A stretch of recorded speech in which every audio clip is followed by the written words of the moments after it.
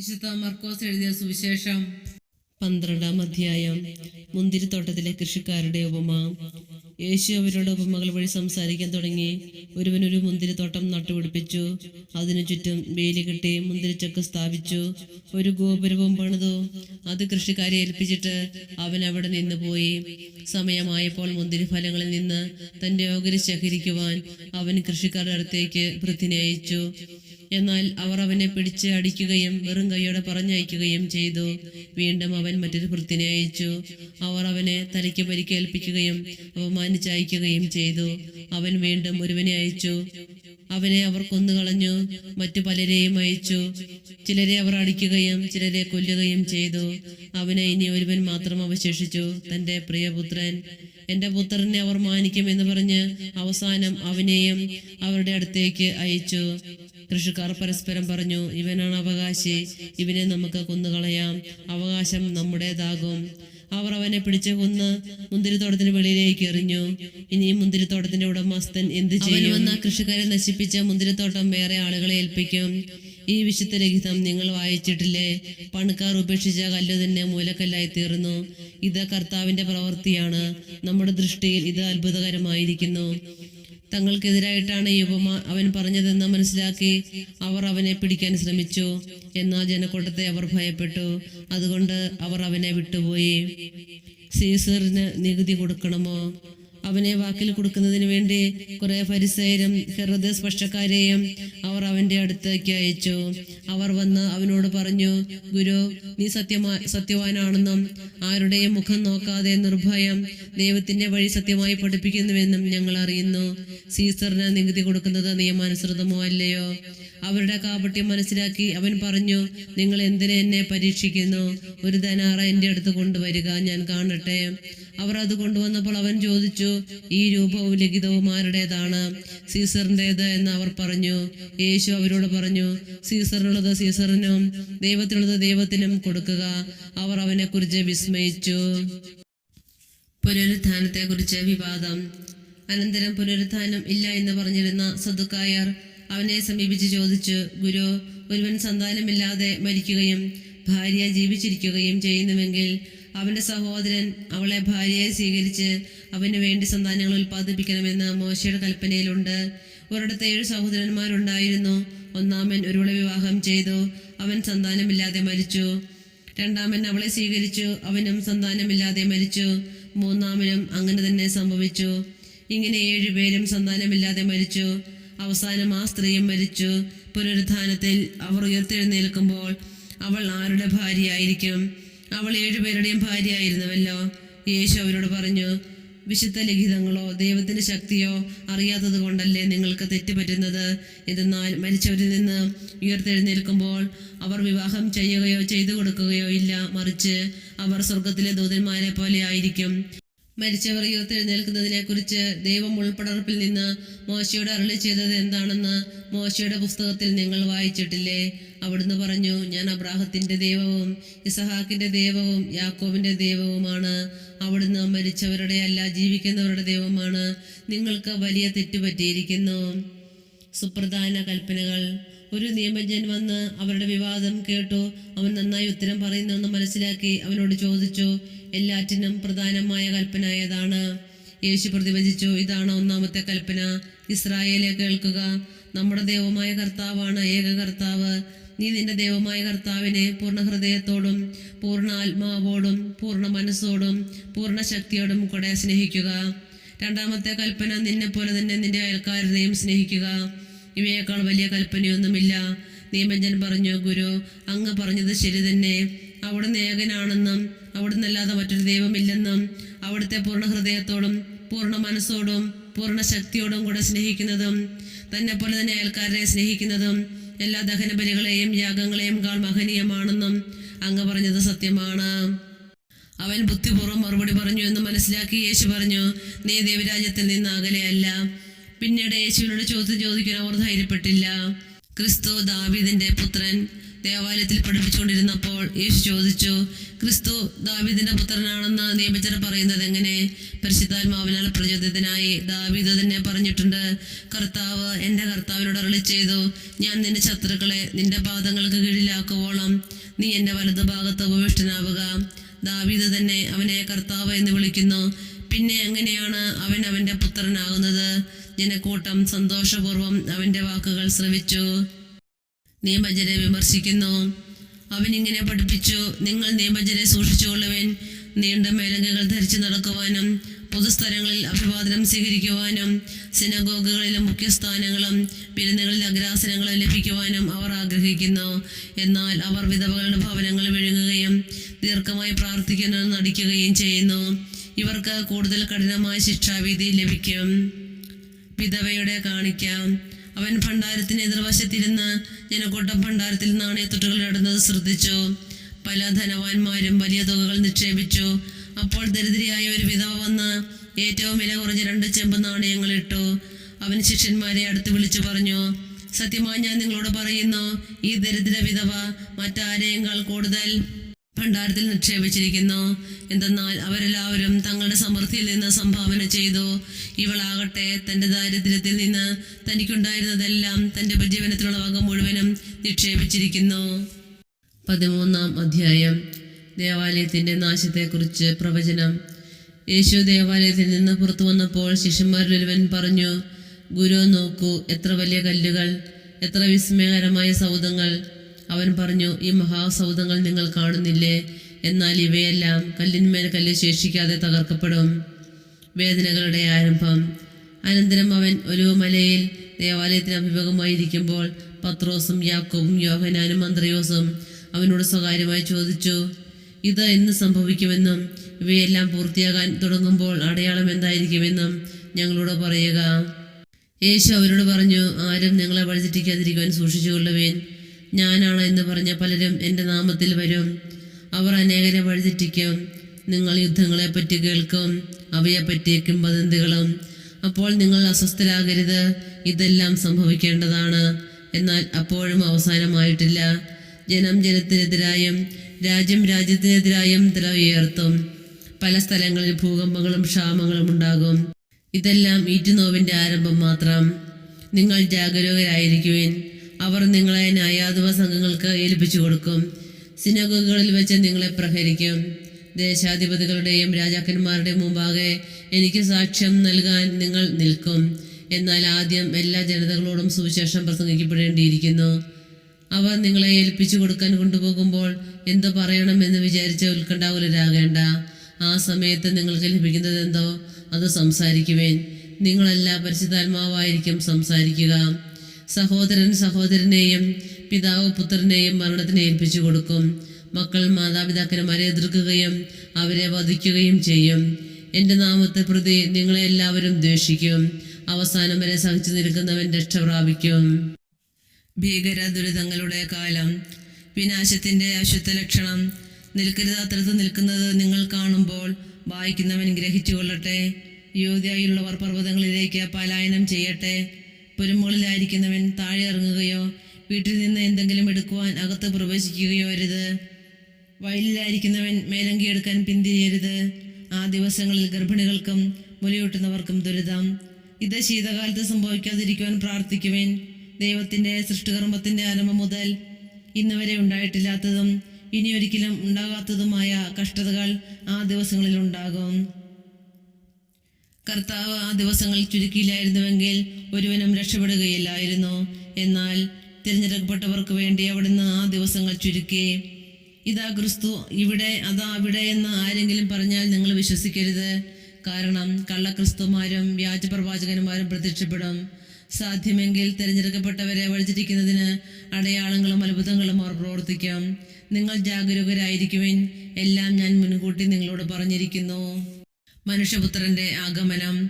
ആ പീഡനങ്ങൾക്ക് ശേഷമുള്ള ദിവസങ്ങളിൽ സൂര്യൻ ഇരുണ്ടുപോകും, ചന്ദ്രൻ പ്രകാശം തരുകയില്ല, നക്ഷത്രങ്ങൾ ആകാശത്തിൽ നിന്ന് നിപതിക്കും, ആകാശശക്തികൾ ഇളകുകയും ചെയ്യും. അപ്പോൾ മനുഷ്യപുത്രൻ വലിയ ശക്തിയോടും മഹത്വത്തോടും കൂടെ മേഘങ്ങളിൽ വരുന്നത് അവർ കാണും. അപ്പോൾ അവൻ ദൂതന്മാരെ അയക്കും. അവർ ഭൂമിയുടെ അതിർത്തികൾ മുതൽ ആകാശത്തിൻ്റെ അതിർത്തികൾ വരെ 4 ദിക്കുകളിലും നിന്ന് അവൻ്റെ തിരഞ്ഞെടുക്കപ്പെട്ടവരെ ഒരുമിച്ച് കൂട്ടും. അത്തിമരത്തിൽ നിന്ന് പഠിക്കുവിൻ. അതിൻ്റെ കൊമ്പുകൾ ഇളതായി തളർക്കുമ്പോൾ വേനൽക്കാലം അടുത്തിരിക്കുന്നുവെന്ന് നിങ്ങൾക്കറിയാം. അതുപോലെ തന്നെ ഇക്കാര്യങ്ങൾ സംഭവിക്കുന്നത് കാണുമ്പോൾ അവൻ സമീപത്ത് വാതിൽക്കലെത്തിയിരിക്കുന്നുവെന്ന് ഗ്രഹിച്ചുകൊള്ളുക. ഞാൻ സത്യമായി നിങ്ങളോട് പറയുന്നു, ഇവയെല്ലാം സംഭവിക്കുന്നതുവരെ ഈ തലമുറ കടന്നു പോവുകയില്ല. ആകാശവും ഭൂമിയും കടന്നു പോകും, എന്നാൽ എൻ്റെ വചനങ്ങൾ കടന്നു പോവുകയില്ല. സദാ ജാഗരൂകരായിരിക്കുവിൻ. എന്നാൽ ആ ദിവസത്തെക്കുറിച്ചോ ആ മണിക്കൂറിനെക്കുറിച്ചോ പിതാവിനല്ലാതെ മറ്റാർക്കും, സ്വർഗത്തിലുള്ള ദൂതന്മാർക്കോ പുത്രന് പോലും അറിഞ്ഞുകൂടാ. ശ്രദ്ധാപൂർവം ഉണർന്നിരിക്കുവിൻ. സമയം എപ്പോഴാണെന്ന് നിങ്ങൾക്കറിവില്ലല്ലോ. വീട് വിട്ട് ദൂരേക്ക് പോകുന്ന ഒരുവൻ സേവകർക്ക് അവരവരുടെ ചുമതലയും കാവൽക്കാരൻ ഉണർന്നിരിക്കുവാനുള്ള കൽപ്പനയും നൽകുന്നത് പോലെയാണ് ഇത്. ആകയാൽ ജാഗരൂകരായിരിക്കുവിൻ. എന്തെന്നാൽ ഗ്രഹനാഥൻ എപ്പോൾ വരുമെന്ന് സന്ധ്യയ്ക്കോ അർദ്ധരാത്രിക്കോ കോഴി കൂവുമ്പോഴോ രാവിലെയോ എന്ന് നിങ്ങൾക്ക് അറിഞ്ഞുകൂടാ. അവൻ പെട്ടെന്ന് കയറി വരുമ്പോൾ നിങ്ങളെ നിദ്രാധീനരായി കാണരുതല്ലോ. ഞാൻ നിങ്ങളോട് പറയുന്നത് എല്ലാവരോടുമായിട്ടാണ് പറയുന്നത്, ജാഗരൂകരായിരിക്കുവിൻ. 14-ാം അധ്യായം. യേശുവിനെ വധിക്കാൻ ആലോചന. പെസഹായ്ക്കും പുളിപ്പില്ലാത്ത അപ്പത്തിന്റെ തിരുനാളിനും 2 ദിവസമേ ഉണ്ടായിരുന്നുള്ളൂ. യേശുവിനെ ചതുവിൽ പിടികൂടി വധിക്കേണ്ടത് എങ്ങനെയെന്ന് പ്രധാന പുരോഹിതന്മാരും നിയമജരും ആലോചിച്ചു കൊണ്ടിരുന്നു. അവർ പറഞ്ഞു, തിരുനാളിൽ വേണ്ട, ജനങ്ങൾ ബഹളമുണ്ടാക്കും. ബഥാനിയയിലെ തൈലാഭിഷേകം. അവൻ ബഥാനിയയിൽ കുഷ്ഠരോഗിയായി ശിമയോന്റെ വീട്ടിൽ ഭക്ഷണത്തിനിരിക്കവേ ഒരുവൻ കൽഭരണി നിറയെ വിലയേറിയ ശുദ്ധ നാർദിൻ സൗന്ദതൈലവുമായി ഒരു സ്ത്രീ അവിടെ വന്നു. അവൾ ഭരണി തുറന്ന് അത് അവന്റെ ശിരസിലൊഴിച്ചു. അവിടെ ഉണ്ടായിരുന്ന ചിലർ അമൃഷത്തോടെ പരസ്പരം പറഞ്ഞു, ഈ തൈലം പാഴാക്കി കളഞ്ഞത് എന്തിന്? ഇത് 300-ലധികം ധനാറാക്കി വിറ്റ് ദരിദ്രർക്ക് കൊടുക്കാമായിരുന്നുവല്ലോ. അവർ അവളെ കുറ്റപ്പെടുത്തി. യേശു പറഞ്ഞു, ഇവളെ സ്വൈര്യമായി വിടുക. എന്തിനാ ഇവളെ വിഷമിപ്പിക്കുന്നു? ഇവൾ എനിക്ക് വേണ്ടി ഒരു നല്ല കാര്യം ചെയ്തിരിക്കുന്നു. ദരിദ്രർ എപ്പോഴും നിങ്ങളോട് കൂടെയുണ്ട്. എപ്പോൾ വേണമെങ്കിലും അവർക്ക് നന്മ ചെയ്യാൻ സാധിക്കും. ഞാനാകട്ടെ എപ്പോഴും നിങ്ങളോട് കൂടെ ഉണ്ടായിരിക്കുകയില്ല. ഇവൾക്ക് സാധിക്കുന്നത് ഇവൾ ചെയ്തു. എൻ്റെ സംസ്കാരത്തിന് വേണ്ടി ഇവൾ എൻ്റെ ശരീരം മുൻകൂട്ടി തൈലം പൂശുകയാണ് ചെയ്തത്. ഞാൻ സത്യമായി നിങ്ങളോട് പറയുന്നു, ലോകത്തിൽ എവിടെയെല്ലാം സുവിശേഷം പ്രസംഗിക്കപ്പെടുമോ അവിടെയെല്ലാം ഇവൾ ചെയ്ത കാര്യവും ഇവളുടെ സ്മരണയ്ക്കായി പ്രസ്താവിക്കപ്പെടും. യൂദാസിന്റെ വഞ്ചന. 12 പേരിൽ ഒരുവനായ യൂദാസ് കറിയോത്ത യേശുവിനെ ഒറ്റിക്കൊടുക്കുവാൻ വേണ്ടി പ്രധാന പുരോഹിതന്മാരുടെ അടുത്ത് ചെന്നു. അവർ ഇതറിഞ്ഞ് സന്തോഷിച്ച് അവന് പണം കൊടുക്കാമെന്ന് വാഗ്ദാനം ചെയ്തു. അവനെ എങ്ങനെ ഒറ്റിക്കൊടുക്കാമെന്ന് വിചാരിച്ച് അവൻ അവസരം പാർത്തിരുന്നു. പെസഹ ആചരിക്കുന്നു. പെസഹ ബലി അർപ്പിക്കുന്ന പുളിപ്പില്ലാത്ത അപ്പത്തിന്റെ 1-ാം ദിവസം ശിഷ്യന്മാർ യേശുവിനോട് ചോദിച്ചു, നിനക്ക് ഞങ്ങൾ എവിടെ പെസഹ ഒരുക്കണമെന്നാണ് നീ ആഗ്രഹിക്കുന്നത്? അവൻ 2 ശിഷ്യന്മാരെ അയച്ചുകൊണ്ട് പറഞ്ഞു, നിങ്ങൾ നഗരത്തിലേക്ക് ചെല്ലുക. ഒരു കുടം വെള്ളം ചുമന്നുകൊണ്ട് ഒരുവൻ നിങ്ങൾക്കെതിരെ വരും. അവനെ അനുഗമിക്കുക. അവൻ എവിടെ ചെന്ന് കയറുന്നുവോ അവിടുത്തെ ഗൃഹനാഥനോട് പറയുക, ഗുരു ചോദിക്കുന്നു, ഞാൻ എൻ്റെ ശിഷ്യന്മാരുമൊത്ത് പെസഹ ഭക്ഷിക്കുന്നതിന് എൻ്റെ വിരുന്നുശാല എവിടെയാണ്? സജ്ജീകൃതമായൊരു വലിയ മാളികമുറി അവർ കാണിച്ചു തരും. അവിടെ നമുക്ക് വേണ്ടി ഒരുക്കുക. ശിഷ്യന്മാർ പുറപ്പെട്ട് നഗരത്തിലെത്തി അവൻ പറഞ്ഞിരുന്നത് പോലെ കണ്ടു. അവർ പെസഹ ഒരുക്കി. സന്ധ്യ ആയപ്പോൾ അവൻ 12 പേരും ഒരുമിച്ച് വന്നു. അവർ ഭക്ഷണത്തിനിരിക്കുമ്പോൾ യേശു പറഞ്ഞു, ഞാൻ സത്യമായി നിങ്ങളോട് പറയുന്നു, എന്നോടൊപ്പം ഭക്ഷണം കഴിക്കുന്ന നിങ്ങളിൽ ഒരുവൻ എന്നെ ഒറ്റുകൊടുക്കും.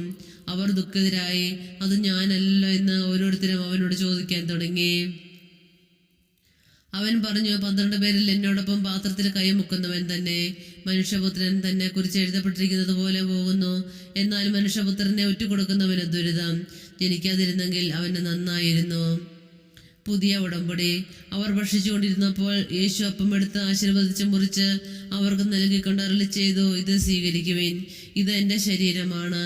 അനന്തരം പാനപാത്രം എടുത്ത് കൃതജ്ഞതാസ്തോത്രം ചെയ്ത് അവർക്ക് നൽകി. എല്ലാവരും അതിൽ നിന്ന് പാനം ചെയ്തു. അവൻ അവരോട് അരുളി ചെയ്തു, ഇത് അനേകർക്ക് വേണ്ടി ചിന്തപ്പെടുന്നതും ഉടമ്പടിയുടേതുമായ എൻ്റെ രക്തമാണ്. സത്യമായി ഞാൻ നിങ്ങളോട് പറയുന്നു, ദൈവരാജ്യത്തിൽ ഞാൻ ഇത് നവമായി പാനം ചെയ്യുന്ന ദിവസം വരെ മുന്തിരിയുടെ ഫലത്തിൽ നിന്ന് ഇനി ഞാൻ കുടിക്കുകയില്ല. സ്വസ്ത്രഗീതം ആലപിച്ചതിന് ശേഷം അവർ ഒലിവുമലയിലേക്ക് പോയി. പത്രോസ് ഗുരുവിനെ നിഷേധിക്കും. യേശു അവരോട് പറഞ്ഞു, നിങ്ങൾക്കെല്ലാവർക്കും ഇടർച്ചയുണ്ടാകും.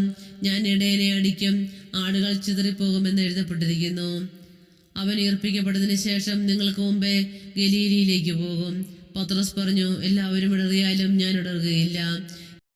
യേശു അവനോട് പറഞ്ഞു, സത്യമായി ഞാൻ നിന്നോട് പറയുന്നു, ഇന്ന് ഈ രാത്രി തന്നെ കോഴി 2 പ്രാവശ്യം കൂവുന്നതിന് മുൻപ് നീ എന്നെ 3 പ്രാവശ്യം നിഷേധിച്ച് പറയും. അവൻ തറപ്പിച്ച് പറഞ്ഞു, നിന്നോടുകൂടി മരിക്കേണ്ടി വന്നാലും ഞാൻ നിന്നെ നിഷേധിക്കുകയില്ല. അങ്ങനെ തന്നെ എല്ലാവരും പറഞ്ഞു. ഗത്സമനിയിൽ പ്രാർത്ഥിക്കുന്നു. അവർ ഗത്സമനി എന്ന് വിളിക്കപ്പെടുന്ന സ്ഥലത്തെത്തി. അവൻ ശിഷ്യന്മാരോട് പറഞ്ഞു, ഞാൻ പ്രാർത്ഥിക്കുമ്പോൾ നിങ്ങൾ ഇവിടെ ഇരിക്കുവിൻ. അവൻ പത്രോസിനെയും യാക്കോബിനെയും യോഹന്നാനെ കൂട്ടിക്കൊണ്ട് പോയി പര്യാകുലനാകുവാനും അസ്വസ്ഥനാകുവാനും തുടങ്ങി. അവൻ അവരോട് പറഞ്ഞു, എൻ്റെ ആത്മാവ് മരണത്തോളം ദുഃഖിതമായിരിക്കുന്നു. നിങ്ങളിവിടെ ഉണർന്നിരിക്കുവിൻ. അവൻ അല്പദൂരം മുന്നോട്ട് ചെന്ന് നിലത്ത് വീണ്, സാധ്യമെങ്കിൽ ആ മണിക്കൂർ തന്നെ കടന്നു പോകട്ടെ എന്ന് പ്രാർത്ഥിച്ചു. അവൻ പറഞ്ഞു, ആബാ പിതാവേ, എല്ലാം അങ്ങേക്ക് സാധ്യമാണ്. ഈ പാനപാത്രം എന്നിൽ നിന്നും മാറ്റിത്തരണമേ. എന്നാൽ എൻ്റെ ഹിതമല്ല, അങ്ങയുടെ ഹിതം മാത്രം. അനന്തരം അവൻ വന്ന് അവർ ഉറങ്ങുന്നത് കണ്ട് പത്രോസിനോട് ചോദിച്ചു, ശിമയോനെ, നീ ഉറങ്ങുന്നുവോ? 1 മണിക്കൂർ എന്നെ ഉണർന്നിരിക്കുവാൻ നിനക്ക് കഴിഞ്ഞില്ലേ? പ്രലോഭനത്തിൽ അകപ്പെടാതിരിക്കുവാൻ ഉണർന്നിരുന്ന് പ്രാർത്ഥിക്കുവിൻ. ആത്മാവ് സന്നദ്ധമെങ്കിലും ശരീരം ബലഹീനമാണ്. അവൻ വീണ്ടും പോയി അതേ വചനം പറഞ്ഞ് പ്രാർത്ഥിച്ചു. തിരിച്ചു വന്നപ്പോൾ അവർ ഉറങ്ങുന്നതാണ് കണ്ടത്. അവരുടെ കണ്ണുകൾ നിദ്രാഭാരമുള്ളവയായിരുന്നു. അവനോട് എന്ത് മറുപടി പറയണമെന്ന് അവർക്ക് അറിഞ്ഞുകൂടായിരുന്നു. അവൻ 3ാമതും വന്ന് അവരോട് പറഞ്ഞു, ഇനിയും നിങ്ങൾ ഉറങ്ങി വിശ്രമിക്കുന്നുവോ? മതി, സമയമായിരിക്കുന്നു. ഇതാ മനുഷ്യപുത്രൻ പാപികളുടെ കൈകളിൽ ഏൽപ്പിക്കപ്പെടുന്നു. എഴുന്നേൽക്കുവിൻ, നമുക്ക് പോകാം. ഇതാ എന്നെ ഒറ്റുകൊടുക്കുന്നവൻ അടുത്തെത്തിയിരിക്കുന്നു. യൂദാസ് ഒറ്റുകൊടുക്കുന്നു. അവൻ സംസാരിച്ചുകൊണ്ടിരിക്കുമ്പോൾ തന്നെ 12 പേരിൽ ഒരുവനായ യൂദാസ് അവിടെ എത്തി.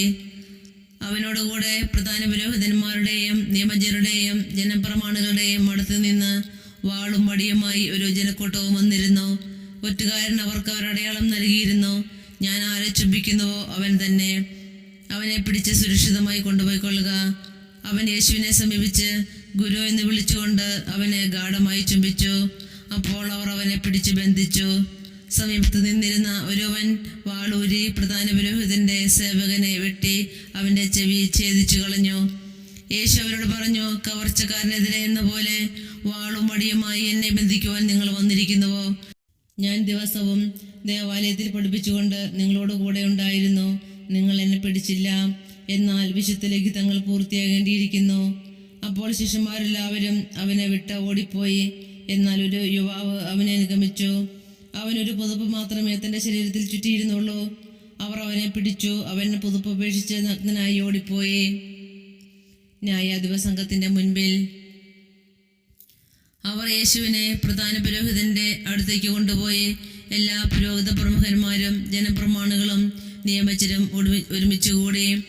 പത്രോസ് പ്രധാന പുരോഹിതന്റെ മുറ്റം വരെ അവനെ അല്പം അകലെയായി അനുഗമിച്ചു.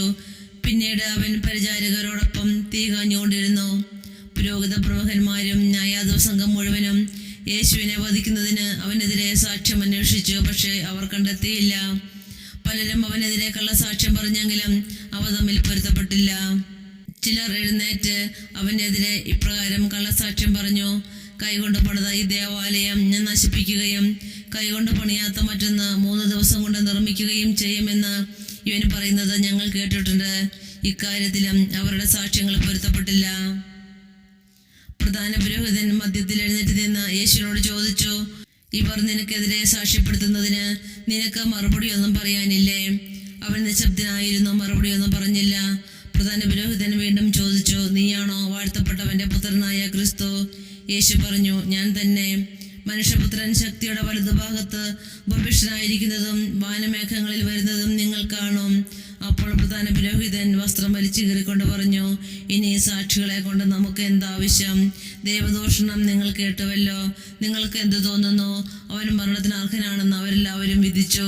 ചിലർ അവനെ തുപ്പാനും അവന്റെ മുഖം മൂടിക്കെട്ടി മുഷ്ടി കൊണ്ടിടിക്കുവാനും നീ പ്രവചിക്കുക എന്ന് അവനോട് പറയുവാനും തുടങ്ങി. ഭൃത്യന്മാർ അവന്റെ ചെകിട്ട് തടിച്ചു. പത്രോസ് തള്ളിപ്പറയുന്നു.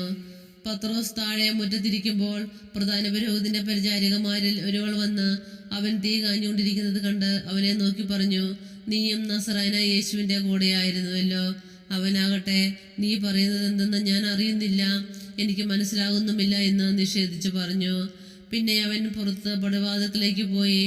ആ പരിചാരിക അവനെ പിന്നെയും കണ്ടപ്പോൾ അടുത്തു നിന്നിരുന്നവരോട് പറഞ്ഞു, ഇവൻ അവരിൽ ഒരുവനാണ്. അവൻ വീണ്ടും അത് നിഷേധിച്ചു. അല്പം കഴിഞ്ഞപ്പോൾ അടുത്തു നിന്നവർ പത്രോസിനോട് പറഞ്ഞു, നിശ്ചയമായും നീ അവരിൽ ഒരുവനാണ്, നീയും ഗലീലക്കാരനാണല്ലോ. നിങ്ങൾ പറയുന്ന ആ മനുഷ്യനെ ഞാൻ അറിയുന്നില്ല എന്ന് പറഞ്ഞ് അവൻ ശപിക്കുവാനും ആണയിടുവാനും തുടങ്ങി. ഉടൻ തന്നെ കോഴി 2 പ്രാവശ്യം കൂവി. കോഴി 2 പ്രാവശ്യം കൂവുന്നതിന് മുൻപ് നീ 3 പ്രാവശ്യം എന്നെ നിഷേധിക്കുമെന്ന് യേശു പറഞ്ഞ വാക്ക് അപ്പോൾ പത്രോസ് ഓർമ്മിച്ചു. അവൻ ഉള്ളുരുകി കരഞ്ഞു. 15-ാം അധ്യായം. വിചാരണയും വിധിയും. അതിരാവിലെ തന്നെ പുരോഹിത പ്രമുഖന്മാർ ജനപ്രമാണികളോടും നിയമജ്ഞരോടും ന്യായാധിപ സംഘം മുഴുവനോടും ചേർന്ന് ആലോചന നടത്തി. അവർ യേശുവിനെ ബന്ധിച്ച് കൊണ്ടുപോയി പീലാത്തോസിനെ ഏൽപ്പിച്ചു. പീലാത്തോസ് അവനോട് ചോദിച്ചു, നീ യഹൂദരുടെ രാജാവാണോ? അവൻ മറുപടി പറഞ്ഞു, നീ തന്നെ പറയുന്നു. പുരോഹിത പ്രമുഖന്മാർ അവനിൽ പല കുറ്റങ്ങളും ആരോപിച്ചു. പീലാത്തോസ് വീണ്ടും ചോദിച്ചു, നിനക്ക് മറുപടിയൊന്നും പറയാനില്ലേ? നോക്കൂ, എത്ര കുറ്റങ്ങളാണ് അവർ നിന്റെ മേൽ ആരോപിക്കുന്നത്. എന്നാൽ യേശു മറുപടിയൊന്നും പറഞ്ഞില്ല. തന്മൂലം പീലാത്തോസ് വിസ്മയിച്ചു.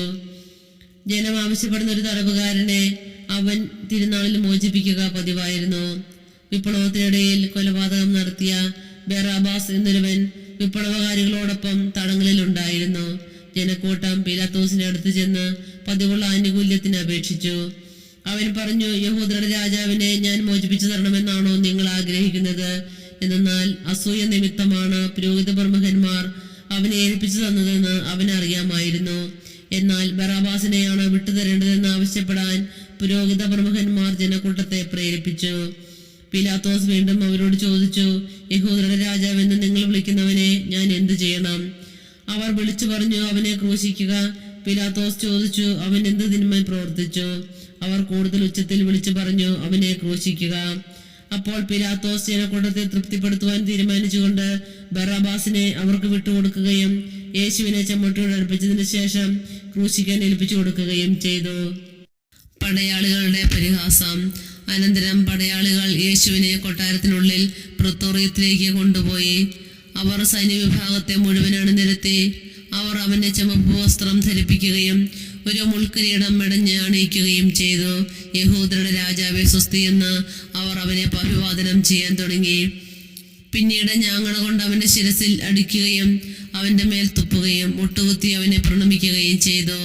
അവനെ പരിഹസിച്ച ശേഷം ചുവപ്പ് വസ്ത്രം അഴിച്ചു മാറ്റി അവന്റെ വസ്ത്രം വീണ്ടും ധരിപ്പിച്ചു. പിന്നീട് അവർ അവനെ കുരിശിൽ തറയ്ക്കാൻ കൊണ്ടുപോയി. കുരിശിൽ തറയ്ക്കുന്നു. അലക്സാണ്ടറിന്റെയും റൂഫസിന്റെയും പിതാവായ കിറേനക്കാരൻ ശിമിയോൻ നാട്ടിന് പുറത്തു നിന്ന് വന്ന് അതിലെ കടന്നു പോവുകയായിരുന്നു. യേശുവിനെ കുരിശ് ചുമക്കുവാൻ അവർ അവനെ നിർബന്ധിച്ചു. തലയോടിടമെന്നർത്ഥമുള്ള ഗോഗൊൽത്തായിൽ അവർ അവനെ കൊണ്ടുവന്നു. മീറ കലർത്തിയ വീഞ്ഞ് അവർ അവന് കൊടുത്തു. അവനത് കുടിച്ചില്ല. പിന്നീട് അവർ അവനെ കുരിശിൽ തറച്ചു. അതിനുശേഷം അവർ അവന്റെ വസ്ത്രങ്ങൾ ഭാഗിച്ച് ഓരോരുത്തരും എടുക്കേണ്ട വിധത്തിന് കുറിയിട്ടു.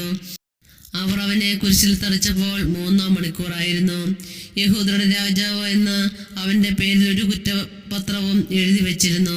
അവനോട് കൂടെ 2 കവർച്ചക്കാരെയും അവർ കുരിശിൽ തറച്ചു. ഒരുവനെ അവന്റെ വലതുവശത്തും അവരനെ ഇടതുവശത്തും. അതിലെ കടന്നുപോയവർ തല കുലുക്കിക്കൊണ്ട് അവനെ ദുഷിച്ചു പറഞ്ഞു, ദേവാലയം നശിപ്പിച്ച് 3 ദിവസം കൊണ്ട് വീണ്ടും പണിയുന്നവനെ, നിന്നെ തന്നെ രക്ഷിക്കുക, കുരിശിൽ നിന്ന് ഇറങ്ങി വരിക. അതുപോലെ തന്നെ പുരോഹിത പ്രമുഖന്മാരും നിയമജ്ഞരും പരിഹാസപൂർവ്വം പരസ്പരം പറഞ്ഞു, ഇവൻ മറ്റുള്ളവരെ രക്ഷിച്ചു, തന്നെ തന്നെ രക്ഷിക്കുവാൻ ഇവന് സാധിക്കുന്നില്ല. ഞങ്ങൾ കണ്ടു വിശ്വസിക്കുന്നതിന് വേണ്ടി ഇസ്രായേലിന്റെ രാജാവായ ക്രിസ്തു ഇപ്പോൾ കുരിശിൽ നിന്ന് ഇറങ്ങി വരട്ടെ. അവനോടൊപ്പം ക്രൂശിക്കപ്പെട്ടവരും അവനെ പരിഹസിച്ചു.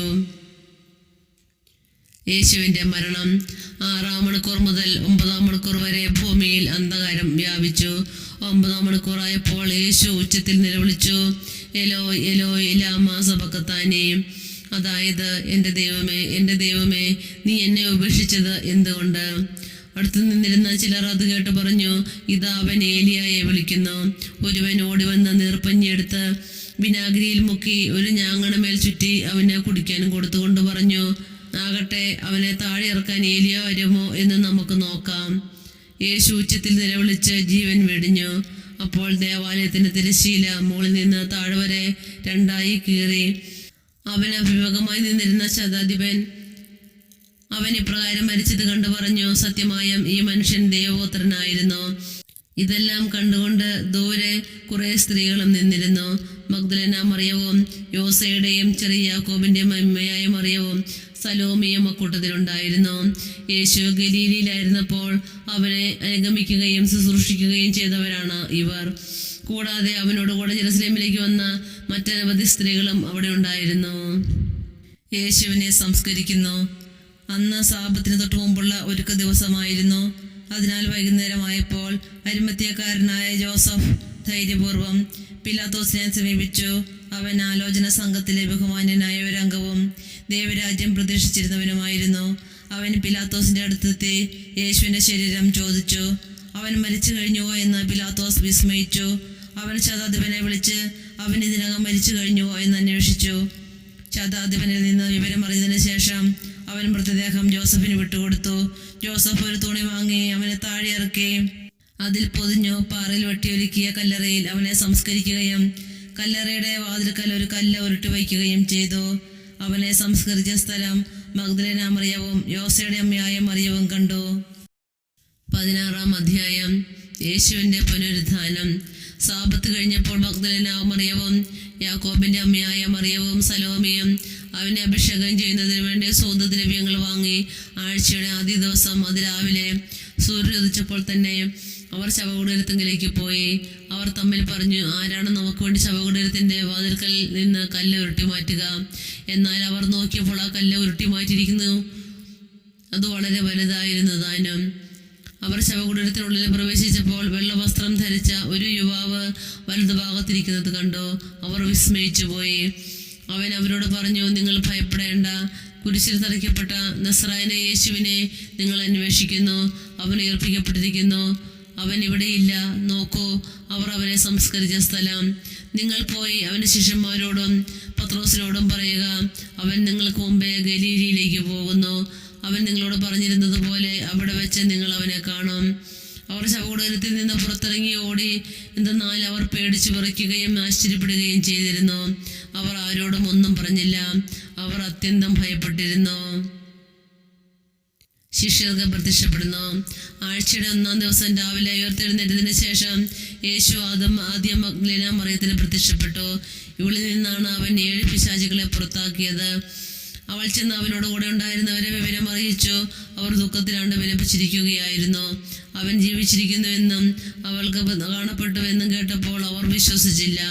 ഇതിനുശേഷം അവരിൽ 2 പേർ ഗ്രാമത്തിലേക്ക് നടന്നു പോകുമ്പോൾ അവൻ വേറൊരു രൂപത്തിൽ അവർക്ക് പ്രത്യക്ഷപ്പെട്ടു. അവർ പോയി ബാക്കിയുള്ളവരെ വിവരം അറിയിച്ചു. അവരെയും അവർ വിശ്വസിച്ചില്ല. ശിഷ്യഗണത്തിന് പ്രേക്ഷിത ദൗത്യം. പിന്നീട് അവർ 11 പേർ ഭക്ഷണത്തിനിരിക്കുമ്പോൾ അവൻ അവർക്ക് പ്രത്യക്ഷപ്പെട്ടു.